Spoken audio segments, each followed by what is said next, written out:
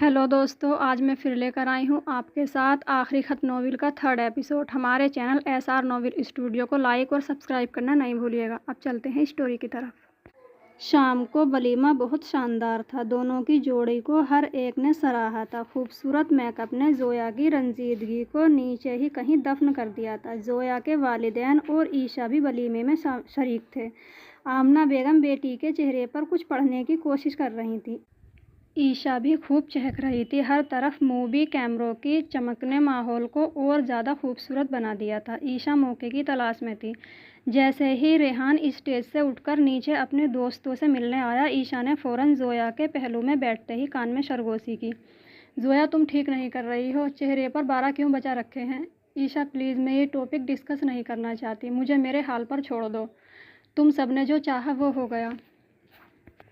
अब क्या परेशानी है? वो बेजारी से बोली। धीरे बोलो, क्या हो गया है जोया? ईशा ने रेहान को वापस आता देखकर फ़ौरन जोया को टोका। जोया ने सर झुका लिया। ये क्या साजिश हो रही थी हमारे खिलाफ? ज़रा हमको भी तो पता चले। रेहान काफ़ी फ्रेश मूड में था। तौबा तौबा, आपके खिलाफ साजिश?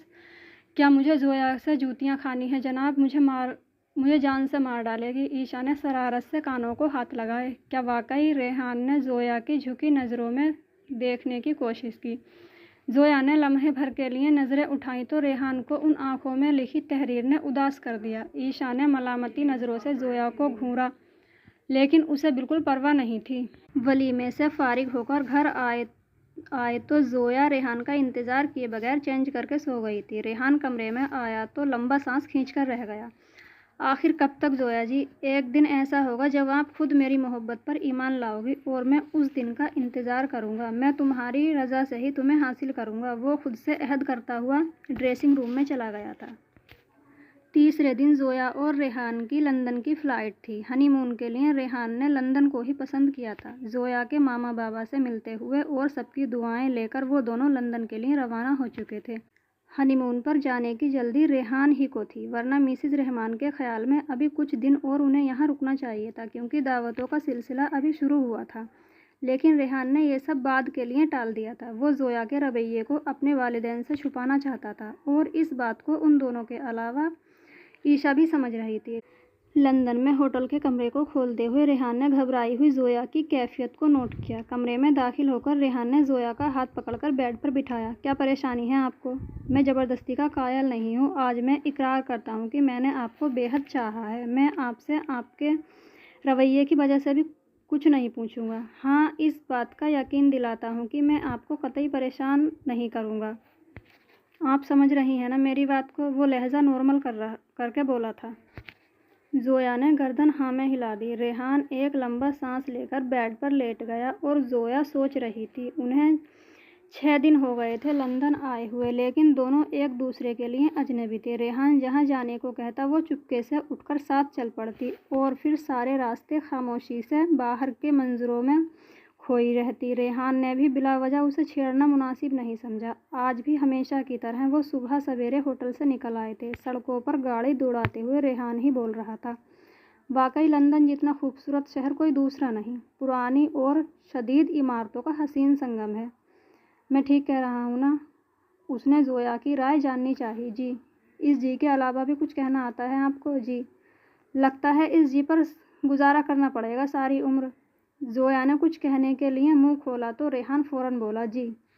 बेसाख्ता मुस्कुराहट ने जोया के होठों को चंद लम्हों के लिए छुआ और रेहान इसी मुस्कुराहट में गुम होते हुए बड़बड़ाया था, बहुत जालिम हो जोया, बहुत जालिम। गाड़ी सड़क पर चली जा रही थी। थोड़ा सा फासला ही तय किया था कि रेहान ने गाड़ी एक इमारत के करीब रोक दी। जोया, उतरो। ये हम कहाँ आए हैं? वो इधर उधर देखते हुए बोली। ये तो कोई कब्रिस्तान मालूम होता है।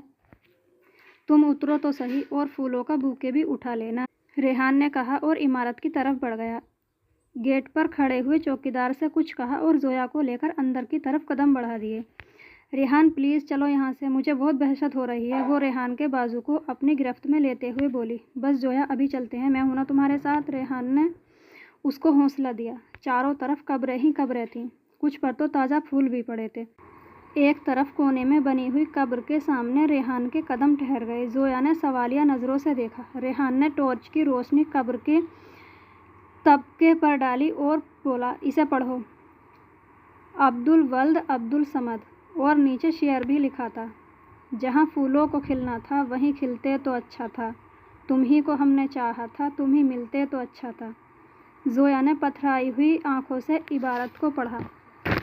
बूके उसके कदमों में ढेर हो चुका था। चेहरे की रंगत इस हद तक जर्द देखकर रेहान चौंक गया। उसने जोया का कंधा हिलाया तो टूटी डाल की तरह उसके बाजुओं में ढेर हो गई। जोया, जोया, क्या हुआ है? प्लीज़ आंखें खोलो, कोई है, कोई है? रेहान एकदम घबरा गया। शायद उसने ये सब गलत किया था। उसे इस कब्र के बारे में पहले से ही उसे कुछ बता देना चाहिए था। चौकीदार भागता हुआ आया। Help me please. रेहान ने जोया को बाजुओं में उठाया और गाड़ी की तरफ भागा। चौकीदार ने भागकर गाड़ी का दरवाज़ा खोला और दोनों ने मिलकर एहतियात से जोया को बैक सीट पर लेटाया। थैंक यू सर, रेहान ने कहकर जल्दी से गाड़ी स्टार्ट करते हुए हैरत से खड़े हुए चौकीदार का शुक्रिया अदा किया और गाड़ी फुल स्पीड पर दौड़ा दी। हॉस्पिटल पहुंचने में कुछ ज़्यादा टाइम नहीं लगा था। रेहान की अपनी हालत दीवानों की तरह हो रही थी। जोया को फ़ौरन इमरजेंसी में ले लिया गया। रेहान अंदर जाना चाहता था लेकिन डॉक्टर ने बाहर ही रोक दिया। इंतज़ार की घड़ियां लंबी हो रही थीं और रेहान बेजान बुत की तरह साकित बैठा था।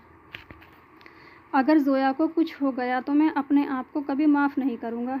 जोया को कुछ नहीं होना चाहिए खुदाया, मेरी जोया को बचा ले। बेख्तियार आंसू रेहान की आंखों में आ गए थे।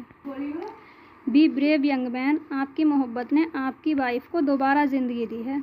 बहुत शदीद नर्वस ब्रेकडाउन हुआ था, अभी भी इंजेक्शन के असर में है। रात ऐसे ही गुजारनी पड़ेगी और उम्मीद है कि सुबह तक वो पूरी तरह होश में आ जाएंगी। आप उन्हें देख सकते हैं। इमरजेंसी रूम में शिफ्ट कर दिया गया है।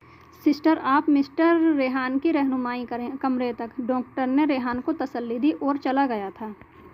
रेहान भागता हुआ ही कमरे में आया था। जोया बेसूध पड़ी थी, चेहरा हल्दी की तरह जर्द हो रहा था। रेहान के दिल में टीस सी उठी। उसने जोया के हाथ पर अपना हाथ रखा। जोया, तुम्हें कुछ नहीं होना चाहिए, तुम खुदा का तोहफा हो मेरे लिए। मैंने तुम्हें दिल की गहराइयों से अपने रब से मांगा है। इतनी शिद्दत से तो कभी अहद ने भी तुम्हें नहीं चाहा होगा। I love you so much Zoya.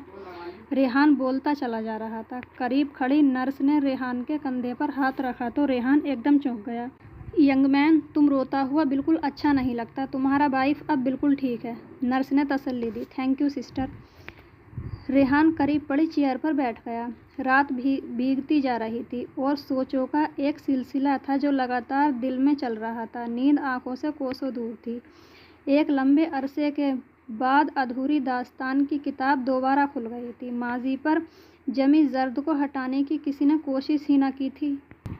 सब अपनी अपनी अना के हिसार में कैद थे और ज़रूरत भी किसे थी। इस अधूरी कहानी का एहसास तो सिर्फ उसे ही था जिसने अभी चांदनी से भरपूर रातों पर आंसुओं से शिकवे लिखे थे।